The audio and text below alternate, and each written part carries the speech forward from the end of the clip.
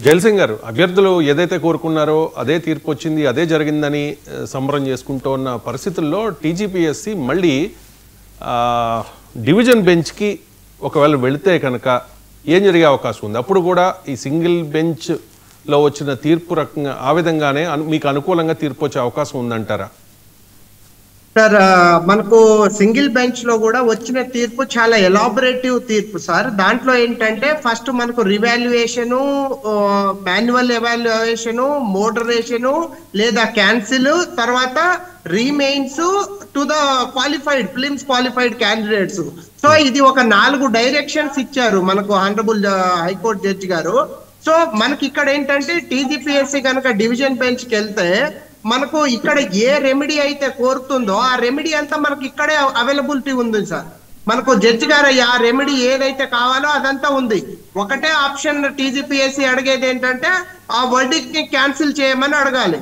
అలా అడగాలి అంటే మనం రైజ్ చేసిన ఏదైతే డిస్ప్యూట్స్ ఉన్నాయో, డిస్పారిటీస్ ఉన్నాయో ఆ డిస్పారిటీస్ ని ఆన్సర్ చేయగలగాలి. ఆన్సర్ చేసే అవకాశం లేని విధంగా అవి ఉన్నాయి కాబట్టి మనకు ఆనరబుల్ హైకోర్టు ఈ తీర్పు ఇచ్చిందని మేము నమ్ముతున్నాము. కాబట్టి దీంట్లో మనకు లైక్ క్లియర్ గా ఒక నార్మల్ లేదని కూడా అర్థమయ్యే విధంగా క్లియర్ గా కనిపిస్తున్నాయి. ఆ డిస్ప్యూట్స్ ని డివిజన్ బెంచ్ కూడా అప్హెల్డ్ చేస్తూ సేమ్ తీర్పుని ఇచ్చే అవకాశం ఉందని మేము నమ్ముతున్నాం సార్. దాదాపు మేము గవర్నమెంట్ ని టీజీపీఎస్ ని కూడా కోరుకునేది ఏంటంటే, మేము సామాన్యులం, ఒక సామాన్య విద్యార్థులం మాత్రమే. మేము గవర్నమెంట్ తో వ్యవస్థతో పోరాటం చేయాలనే ఆలోచనతో ఉన్న వాళ్ళం కాదు. మంచి బాగా కష్టపడి సర్వీస్ లోకి వచ్చి ప్రజాసేవ చేయాలని లైక్ ఎన్నో సంవత్సరాల నుండి కష్టపడుతున్న వాళ్ళం.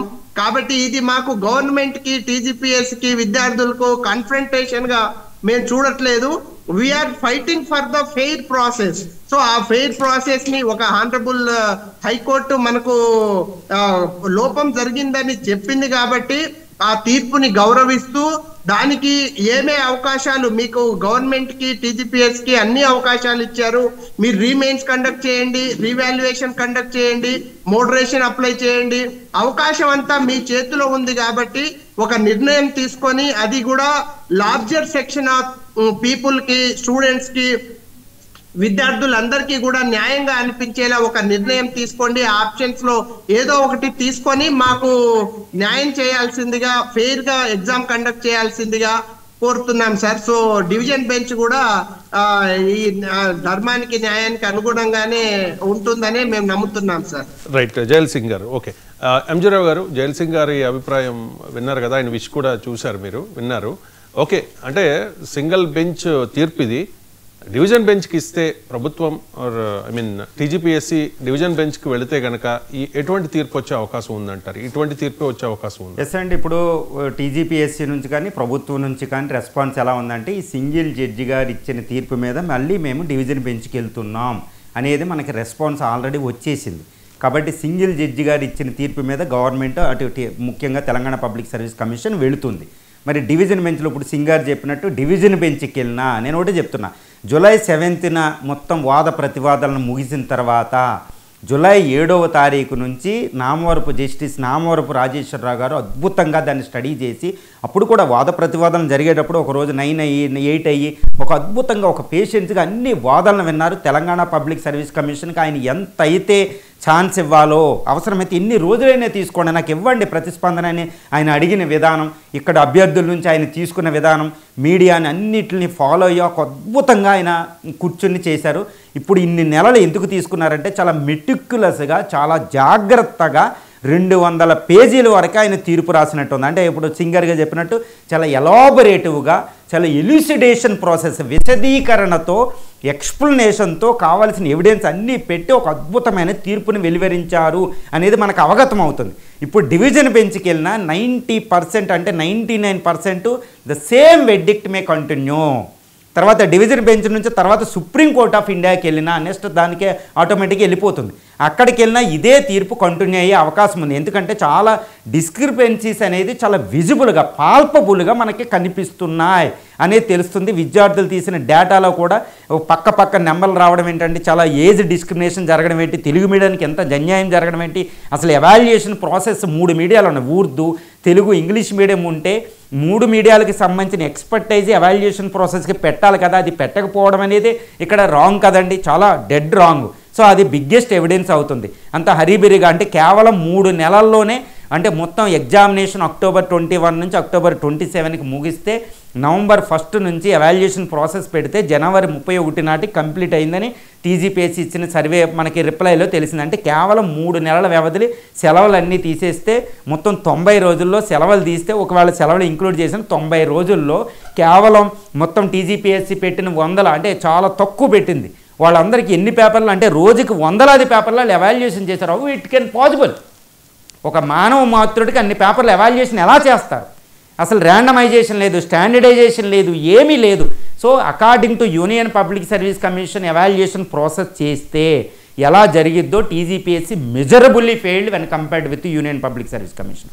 కాబట్టి ఇవన్నీ అద్భుతమైన ఈ ఇన్అడిక్వెసీస్, డిస్క్రిపెన్సీస్, ఈ లూప్ హోల్స్ అన్నీ వచ్చేసినాయి. కాబట్టి ఈరోజు జడ్జి గారు అంత అద్భుతమైన తీర్పుని వెలువరించారు. కాబట్టి గవర్నమెంట్ టీజీపీఎస్సీకి అక్కడ డివిజన్ బెంచ్కి వెళ్ళినా సుప్రీంకోర్టుకి వెళ్ళినా సేమ్ థింగ్ మే కంటిన్యూ. కాబట్టి తెలంగాణ పబ్లిక్ సర్వీస్ కమిషన్ కానీ ఇప్పుడు ప్రభుత్వం కానీ ఈ విషయాన్ని బాగా యోచన చేసి అభ్యర్థులు ఏం కోరుకుంటున్నారంటే ఇక న్యాయ వ్యవస్థను పోరాటం చేయడం ఆపండి, ఆపి ఇప్పుడు తప్పులు ఎలా జరిగిపోయినాయి కాబట్టి తప్పులు మీరు సవరించుకుని రీఎవాల్యుయేషన్ చేయండి కోర్టు చెప్పినట్టు, లేదా రీమెయిన్స్ పెట్టండి. 2 ఆప్షన్స్ అక్కడ ఇచ్చింది కాబట్టి అది మీరు చేయండి. అంతేగాని డివిజన్ బెంచ్కి వెళ్ళి సుప్రీంకోర్ట్ ఆఫ్ ఇండియాకి వెళ్ళి మళ్ళీ దీన్ని ప్రాసెస్ చేస్తే మళ్ళీ ఇది group 1 process already 1 decade complete అయింది, ఇంకో డికేడ్ గడపడం, మళ్ళీ ఎలక్షన్ మళ్ళీ సేమ్ థింగ్ విల్ కంటిన్యూ. ఎవరైతే కొట్టారో మళ్ళీ వాళ్ళకి ఇవ్వాలి. ఇప్పటికే 46 సంవత్సరాలు ఏజ్ రిలాక్సేషన్ ఇచ్చారు. ఎందుకు? 10 సంవత్సరాలు నోటిఫికేషన్ లేదు కాబట్టి. ఇన్ని క్వశ్చన్స్ వస్తున్నాయండి. ఒక రేషనల్ ప్రక్రియ లేదు. అంటే ఇది totally it is measurable failure on the part of the Telangana public service commission. ఇది మళ్ళీ న్యాయ వ్యవస్థను పొడిగించుకుని మేము అక్కడికి వెళ్తాం ఈ తప్పుని. It is the time to confess your fault. There are visible changes, there are palpable wrongs. High court చెప్పేసింది ఇప్పుడు ఆ ఫైండింగ్స్తో ఇమ్మీడియట్గా డివిజన్ బెంచ్ లేదు, సుప్రీంకోర్ట్ ఆఫ్ ఇండియాకి వెళ్లకుండా. ఎందుకంటే ఇప్పుడు విద్యార్థులు, నేను ఒకటే చెప్తున్నా, అసలు యాక్చువల్గా వెళ్ళొద్దనే సజెషన్ కూడా నేను ప్రభుత్వానికి తెలంగాణ పబ్లిక్ సర్వీస్ కమిషన్కి ఇచ్చే పరిస్థితిని మాది కాదు. కానీ నేను ఏ బాధతో చెప్తున్నానంటే 2014 నుంచి 24 వరకే నోటిఫికేషన్ లేదు. 10 సంవత్సరాలు వాళ్ళు వెయిటింగ్ చేశారు. తెలంగాణ పబ్లిక్ సర్వీస్ కమిషన్ ఇప్పుడు ఈ ఎగ్జామ్స్ కోసం చిక్కడపల్లి లైబ్రరీ దగ్గర రాహుల్ గాంధీ గారు అక్కడ విజిట్ చేశారు. అదే గేమ్ చేంజర్ అయింది, గెలిపించింది. అక్కడ ఆ లైబ్రరీకి వెళ్తే 5 రూపాయల మీల్స్, 2 రూపాయల మీల్స్, దారుణమైన మెజరబుల్ సిచ్యువేషన్, చాలా దారుణం. సీఎం గారు కూడా ఈ మాట అన్నారు చాలాసార్లు. చాలామంది మినిస్టర్లు కూడా అక్కడ విజిట్ చేయడం జరిగింది. దారుణమైన పరిస్థితి. అలాంటి దారుణమైన పరిస్థితుల్లో నేనే చెప్తున్నానండి, 2000 మందితో పిటిషన్ అని నేను అన్నప్పుడు నా దగ్గరికి కొన్ని 1000-2000 మంది అభ్యర్థులు వచ్చి 100 రూపాయలు 200 రూపాయలు ఇస్తే ఆ డబ్బులతో మేము ఒకటి ఫస్ట్ కేసు నేను ఫైల్ చేశాను పర్సనల్లీ. నేను చూశాను. ఈరోజు మీరు డివిజన్ బెంచ్కి వెళ్తే మీరు వెళ్ళి లాయర్ని పెడతారండి టీజీపీఎస్ కమిషన్. మరి అభ్యర్థులు ఎవరు పెట్టాలి? అభ్యర్థులను ఎవరు పెట్టాలి? మీరు సుప్రీంకోర్ట్ ఆఫ్ ఇండియాకి వెళ్తారు, అభ్యర్థులను ఎవరు పెట్టాలి? వాళ్ళకి డబ్బులేవి? దారుణమైన పరిస్థితి. సో అభ్యర్థుల్ని ఇంకా బక్క చిక్కపోవద్దు. అభ్యర్థుల్ని మానవతా హృదయంతో చూడాలి తెలంగాణ పబ్లిక్ సర్వీస్ కమిషన్. నేనైతే direct I'm appealing to the conscience of the Telangana Public chairman Burra Venkatesham గారు. You came from the Telugu medium background, you came from the rustic rural areas.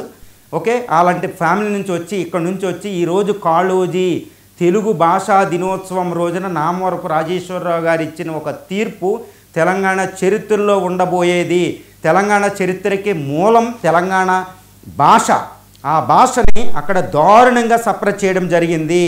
ఇది కన్ఫెస్ చేయాలి. ఇది చాలా విపరీతమైన చాలా పెద్ద విషయం అండి. ఇది ఇట్స్ నాట్ ఏ సింపుల్. కాబట్టి ఈరోజు కాళోజీ తెలుగు భాషా దినోత్సవం రోజున నామవరపు రాజేశ్వరరావు గారు ఇచ్చిన తీర్పుకి అందరూ కృతజ్ఞత తెలియజేస్తున్నారు.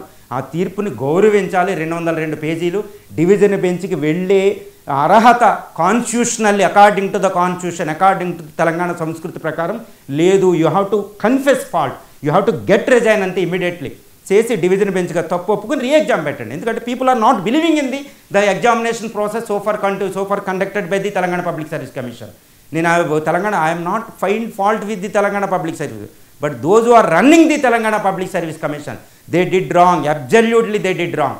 కాబట్టి ఈ ఎగ్జామినేషన్ని మళ్ళీ రీకండక్ట్ చేయాలి. డివిజన్ బెంచ్కి వెళ్ళడం, సుప్రీంకోర్ట్ ఆఫ్ ఇండియాకి వెళ్ళి కాలయాపన చేయడం వల్ల తెలంగాణ పబ్లిక్ సర్వీస్ కమిషన్లో ఉన్న వాళ్ళు చేసే తప్పు గవర్నమెంట్కి వర్తిస్తుంది. ఒకప్పుడు కేసీఆర్ గవర్నమెంట్ ఎందుకు ఫాల్ట్ అయ్యింది గ్రూప్ 1 లీకేజ్ అంటే తెలంగాణ పబ్లిక్ సర్వీస్ అప్పుడు జనార్దన్ రెడ్డి గారు వాళ్ళు తప్పు చేశారు, వాళ్ళు నిర్వహించలేకపోయారు. ఆఫ్టర్ ఒక అవుట్ సోర్సింగ్ పర్సన్ ఒక పాస్వర్డ్ తీసుకుంటుంటే entire Telangana public service commission ఈ సిస్టమ్ అంతా ఏం చేసింది? ఒక అవుట్ సోర్సింగ్ పర్సన్ చేసిన తప్పులు. సో అది తప్పు జరిగింది, తెలంగాణ కేసీఆర్ ప్రభుత్వానికి తప్పు వచ్చింది. ఇప్పుడు ఇక్కడ ఉన్న మహేందర్ రెడ్డి గారు చేసిన తప్పుకి, అదేవిధంగా బుర్రా వెంకటేశం గారు కమిషన్ సభ్యులు చేసిన తప్పు ఈరోజు గవర్నమెంట్కి తప్పు అవుతుంది. సో ఇది టోటల్లీ రాంగ్ అనమాట. ఇప్పుడైనా పాయింట్ తెచ్చుకుని డివిజన్ బెంచ్ లేదు, ఏమీ లేదు, పీపుల్ ఇంకా డబ్బులు పెట్టే పరిస్థితి లేదు, వాళ్ళు లాయర్ని పెట్టలేరు, లక్షలు పెట్టలేరు, దారుణమైన పరిస్థితి అండి.